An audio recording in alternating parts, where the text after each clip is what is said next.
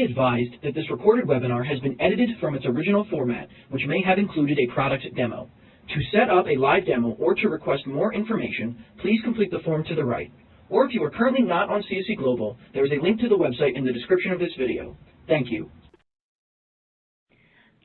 Hello everyone, and welcome to today's webinar, Annual Reports, Simple Steps to Stay in Good Standing. My name is Annie Triboletti, and I will be your moderator. Joining us today are Andrea Janitis and Kimberly Moret. Andrea is a market manager in the Corporate and Legal Solutions Group at CSC. Since joining CSC in 2017, Andrea has specialized in global subsidiary management and entity management, working with prospects to create an accurate and clear scope of services, including helping subsidiaries stay in compliance, as well as demonstrating CSC entity management. Kimberly is a Senior Customer Service Representative for CSC's Annual Reports Department. She's responsible for keeping her assigned clients in compliance with all states and some international jurisdictions. Kimberly currently handles approximately 350 clients and generates more than 25,000 reports per year. And with that, let's welcome Andrea and Kimberly. Hello everyone, Kimberly Moret here. Welcome to talk about annual reports. Hi everyone, this is Andrea Janitis. Thanks so much for joining us today. We're excited to have you with us as we dive into our discussion about the steps you can take to stay in good standing. Before we get into our agenda, I want to take a brief moment to talk a little bit about CSC as a company. I'm sure there's a great portion of our audience today that currently uses CSC, but we also recognize that there are folks that are joining us today that aren't currently using any of CSC's services. So this slide includes some high-level statistics about some of the markets and clients that we serve. While most notably, CSC is known for providing compliance services such as registered agent and annual reports completion, CSC also offers a range of services across many diverse areas, including tax. We offer UCC services, digital brand services, global entity management and global financial markets, e-recording, and a lot more.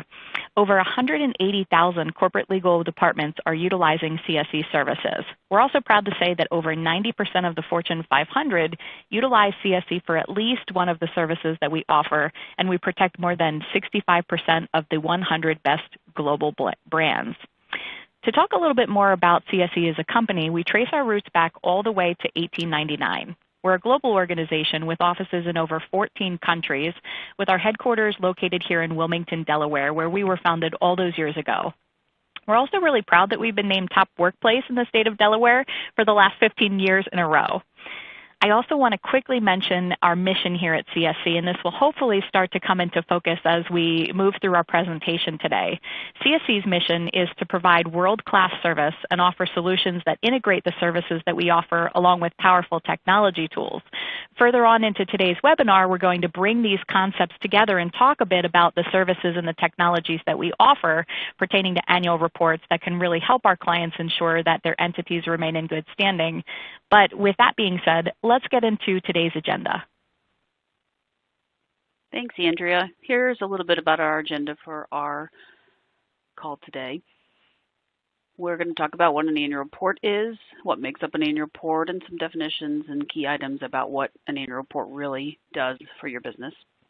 Filing and reporting deadlines, consistent filing challenges that we still unfortunately have due to COVID-19, filing requirements, consequences of not filing reports, business licenses versus annual reports and the differences there, what to expect coming forward in the 2022 filing year, the benefits of using CSC, and then at the end, 5 questions that you can evaluate your current process and see how CSC might be able to assist.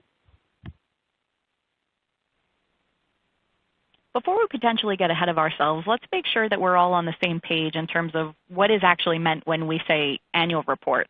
Fundamentally, we're really talking about a filing that's due, and most often when we're talking about U.S. subsidiaries, annual reports are filings that are due at the Secretary of State level that are required to maintain your good standing compliance or good standing with these states. Annual reports can have a variety of different names. They could be identified as Statement of Information, which I think is common nomenclature in the state of California.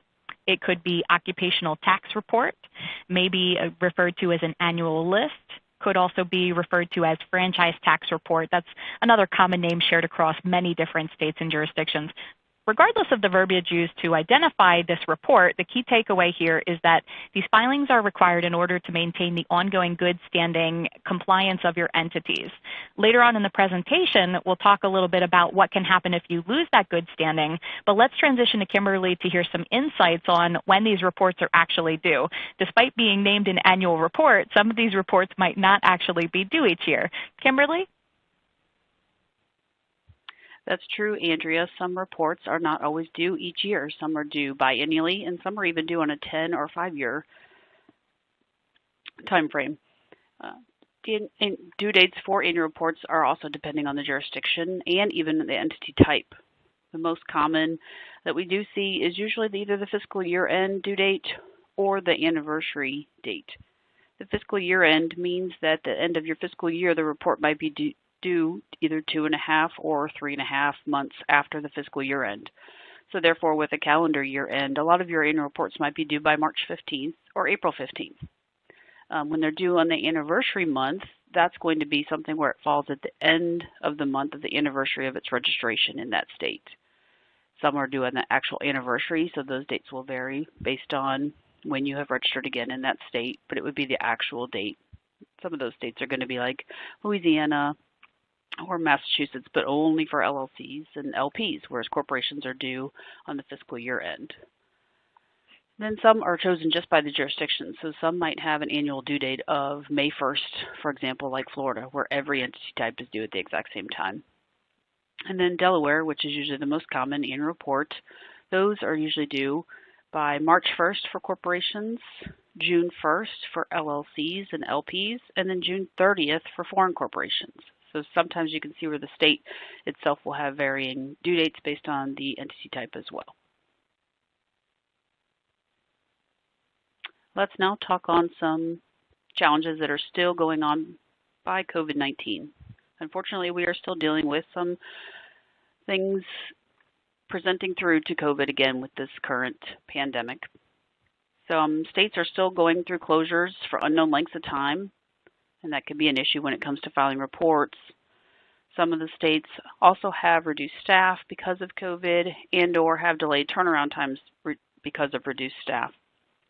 And sometimes it just boils down to the evidence itself being returned slowly. Some states are still extending annual report due dates, which does cause confusion. CSC can certainly help with that, as we do keep up to date with all of our jurisdictions and the current due dates and extensions. A lot of these jurisdictions have limited hours also, which affects how you submit your documents when it comes to originals. Some states have refused to accept hand-delivered documents and have been forced to do more online filings and or only have documents submitted via courier, meaning that the documents are literally just dropped in a Dropbox somewhere by FedEx or regular mail. We also have some limitations that we found in regarding to the signatures, and a lot of these states have opened up more of accepted signature options like DocuSign, scan documents, or even conform signatures. So we look forward to 2022 offering some more options as far as how to get your documents submitted so that we can avoid more things that have to do with COVID-19. All right, next let's talk about if I didn't file my report, now what? When you do not file your annual report or biannual report, there's a lot of different things that can happen, and some might happen sooner than others. Every jurisdiction has a certain time frame of when it will go to loss of good standing, which is usually the first step in the progression, all the way down to possible revocation and other things that we'll soon talk about. Loss of good standing, again, is the first one, and this can happen from immediately the day after the due date, or sometimes states will have a grace period of several months before this will change the status. This basically means that you cannot obtain what's called a good standing certificate in the state that you need it in. So if you had to pull it for a closing or just to prove to a bank that you're in good standing in a specific jurisdiction, then this is one thing that will definitely hinder it if you did not file your annual report. The next step, of course, is revocation, and that means that your entity will no longer be able to do business in that state as you've been revoked for not failure to file your annual report. Sometimes this might happen with just one report. Some states will give you a more generous grace period of several years before you will actually be revoked. When you do become revoked in a jurisdiction, the loss of your entity name is the first repercussion of that revocation. And that can happen almost immediately from revocation. And then again, sometimes there are grace periods to that name protection. The inability to get a good standing certificate, which I had mentioned before, which usually happens right with the loss of good standing. Inability to bring a lawsuit. You will not be able to bring a lawsuit against an entity that's not in good standing. So that's pretty crucial. Compromised ability to do business. This again goes back to what I was saying about delays in closings or bank accounts, things like that that come from being not in good standing or revoked in a jurisdiction. Certain things that come along with the revocation are penalties, fees, and interest that can occur. So if you do get revoked and you have to reinstate, this is where the penalties and fees will come into play. You'll have to sometimes even obtain what's called tax clearance through the Department of Revenue in relation to the reinstatement. And then that's where the penalties, fees, and interest can really start to accrue because they will go against the tax record in addition to just this Secretary of State filing. And then again, the inability to open a bank account, you would not be able to do that if there was a loss of good standing. Now I'll send it back to Andrea to talk about international entities. Great, thanks, Kimberly. So far in our discussion, we've mostly been referring to U.S. subsidiaries, but annual reports can pertain to companies with a global presence as well. Managing compliance, reports, and good standing can become much more nuanced and challenging if you have a broad global footprint. We've kind of broken this down into a couple of areas here. U.S. territories like Guam, Northern Mariana Islands, Puerto Rico, and U.S. Virgin Islands, they all have annual reports or equivalent filings. There's a critical difference that's more prevalent in jurisdictions outside of the United States, and that's the penalties incurred for missing filings. Kimberly highlighted some of the repercussions of missing these filings, and these can become even more severe when we're talking about business outside of the United States, to the point where there could be not just civil but even criminal proceedings in some cases for falling out of compliance or good standing with those entities that are domestic outside of the United States. Canada is kind of an interesting part of the world to talk about, and the requirements differ based on the domestic jurisdiction of a Canadian entity. An extra-provincial registration is an entity with a domestic jurisdiction that is outside of Canada. For example, it could be a U.S. entity, an entity domestic to the United States that is registered to do business in a province of Canada, or perhaps an entity that's formed at the federal level in Canada. Those extra-provincial registrations likely require that a registered agent be appointed and that annual reports be filed appropriately. Entities that are actually formed in and domestic to Canada commonly have additional corporate secretarial requirements beyond basic registered agent and annual reports. This could include things like annual general meeting requirements, Canadian residency requirements for some of your board members. So there are additional requirements for those entities that are domestic inside of Canada. On top of corporate secretarial services to maintain other entities domestic outside of the United States, the compliance requirements really vary drastically by country and by entity type, but the penalties for missing these deadlines remains just as severe. Not only can missed filings worldwide cause months of additional work, they can also have serious legal consequences for your business and much higher financial penalties than we would typically see here in the United States. All right, let's take it back to the domestic side and talk about business licenses. Business license requirements. Business licenses have requirements at state, federal, county, and civil level. Some filings are required in up to 160,000 different jurisdictions. Some of these licensing authority examples might include Department of Health, Department of Insurance, City of Newark. So those are going to come down to all different types of licensings that might have different specific requirements. So say a restaurant might need to have a liquor license. Doctors' offices will definitely be working with the Department of Health to ensure that they have all the different licenses that meet the requirement of whatever type of doctor's offices they may have. Basically, it just boils down to all of these business licenses are usually very specific to the nature of the business of the company or the purpose specifically that that company does perform, and then the different license requirements that they'll need to obtain in order to perform such business.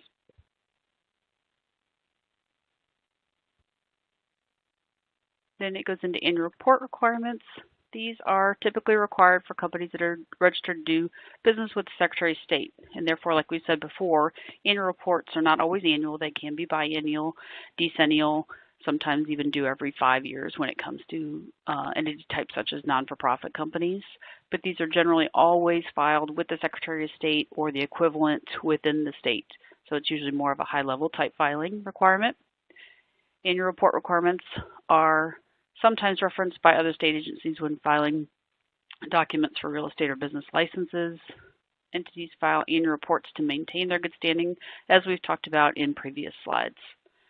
Basically, when you're talking about the annual reports, you think that the annual report requirements are always going to be more high level. They're going to require the officer, director, member management information, addresses, and updates. When you think about a business license filing requirement, it's always going to be way more specific to the agency or the purpose or nature of business, as we've discussed before. All right, what to expect in 2022? More legislation changes are coming. Well, legislation changes are usually always coming. This means what you can or cannot expect on requirements of a report, down to websites changing or updating, adding features and or filing options, things like that that are always changing with legislation. Usually it's for the better and for the ease of the process, but not always. States routinely change their process for notifications. We find that more and more states are now going to zero notification and or moving to more of an electronic type of notification. So emails are being asked during the filing process or somewhere along the registration when you sign up to a specific state to handle a report or filing of a document. In times of economic uncertainty, many states are moving to electronic notifications, as I just said, or removing notices completely. So this is very common, and it's definitely challenging when you don't know that the state has completely removed the notification, so then therefore it's on your own side to keep track of when these reports are due. More legal departments will streamline corporate governance by using registered agent for both annual report filings and entity management. As we said before, more states are accepting alternative signature options such as electronic signatures and again with DocuSign or conform signatures. And this really eases the process of filing documents in general, even when paper documents are still required. I'm really excited to transition our conversation now to talk about some of the benefits of partnering with CSC. Earlier on in our discussion, I mentioned CSC's mission, which is to provide world-class service and offer solutions that integrate the services that we offer along with powerful technology tools. CSC is really unique in that we're not just a service company and not just a software company, but really a pairing of the two. CSC provides 24/7 access to CSCNavigator, the technology platform that complements the services that we complete for our clients. Later in our webinar, we'll take a look at a demonstration of the CSCNavigator platform and how data, documents, and information from CSC's registered agent and annual report services will flow automatically into that technology. That technology is a software as a service platform where our clients can log in securely and have complete visibility to what I would really describe as their entity portfolio. Things like the names of the companies, entity types, where they're formed and qualified, other critical information like the dates of registration and status updates periodically that are coming directly from the Secretary of State databases. This technology also provides clients with access to what we call a good standing calendar, which gives automated visibility in terms of when your annual report filings or other Secretary of State requirements are coming due. Kimberly shared with us the challenges of trying to understand these different due dates when there are so many rules that can govern when they're actually due. Is it fiscal year end? Is it entity type plus the state? With all of those different nuances, the good standing calendar will remove all of that complexity from knowing and understanding the rules. All of those rules, so to speak, are built into the technology platform to give you a clear and clean insight into when those annual filings are coming due. The tracker grid not only tells you the due dates, but it also serves as a centralized tool to help your team track and organize details such as who's handling those filings, the status of the completion, notes, comments, payment amounts, check numbers, or any other items that you might want to be able to track or understand about these different filings. Our clients can receive notifications in advance of these deadlines so that they can be sure to have adequate notice and stay on top of the filings. With that said, it's incredibly popular for clients to choose to leave the management of those reports and complexities to CSC. There's so many other responsibilities that you have in running your business. You can rely on CSC to quickly and accurately complete these reports on your organization's behalf automatically. Notably, anytime CSC completes a filing for a customer, whether it's the completion of annual reports or even any other actions like formations or dissolutions, a name change, a DBA registration or renewal, a copy of that filing and the evidence that's received from the state that the filing was completed will flow automatically into the CSCNavigator technology. Those documents are uploaded and indexed by entity, and they're stored in the software tool forever so that you can have perpetual access to the filing in the secured and encrypted environment. There's a lot of great benefits to the CSCNavigator software that we include with registered agent services, but it's important to note that CSC also offers an award-winning entity management solution. We have a number of organizations that would say, I love that I can log into your Navigator platform and get great visibility and transparency into my entity portfolio, but I want to go beyond that. I have custom data that I want to be able to track and report, or I want to start tracking officers or directors or members and managers. I want to build organizational structure charts. Not only am I interested in having access to the documents that CSC files for me, but being able to upload my own documents into the system. Within our technology platform that we call CSC Entity Management, these capabilities, as well as other features, are made available to our clients. Within that platform that we call CSC Entity Management, these capabilities as well as many other features are made available to our clients so that you can click a button and get a visualization around your ownership charts based on your legal structure. Or you could track officers or directors.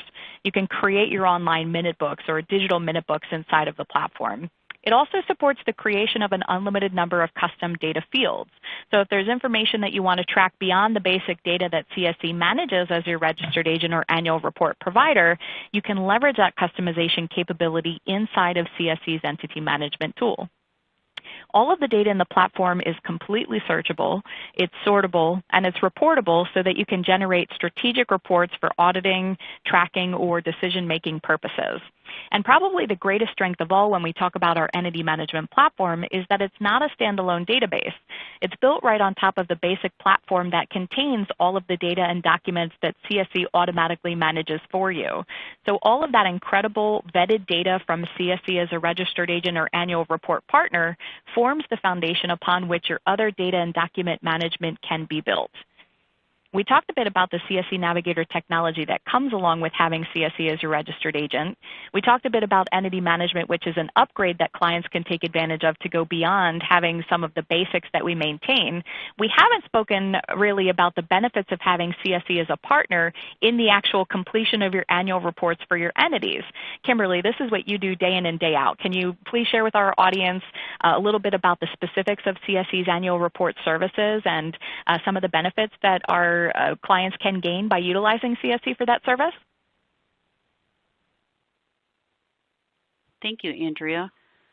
Here are some of the benefits of using CSC for the annual report preparation and filing services. CSC will create an audit of all of your entity portfolio in every state, every jurisdiction, every entity type for you, and they will also determine the last filed annual report included within this audit that they will present to you when you at the onset of the services. This will determine where we pick up the next steps and proceed with filing the documents. You gain peace of mind and confidence in data integrity when you're working with a dedicated annual report specialist such as myself. We track the deadlines, prepare, and submit all of the documents for you. We also offer many invoice options to fit your workflow. This can be from as they're filed to a monthly or summarized options for invoicing. Okay, let's talk about 5 questions that you can evaluate your own process. What assurances do you have that your organizations are in good standing and not at risk for paying penalties? So think about your current processes. What do you do to avoid filing late or paying penalties with your current process? What is the process for transitioning annual report filings when the current person changes roles? Do you have a process? Is there no process? Is anyone even monitoring it now for you? What is your backup plan to file a report on time if the state's website goes down on a due date? Do you file early? Do you file close to the due date window? This is where CSC can certainly help in making sure that we're filing your documents and reports on time. How do you keep track of PINs or access IDs that the state send out via postcard or letter or even with the past annual report copy? CSC can manage this data for you as well. And lastly, how do you manage and keep track of the evidence of your filings? Do you keep them in a file folder? Do you keep them in an electronic file folder? Are they on someone's desk? Here are some great options that you can analyze your current processes and see how CSC might be able to assist.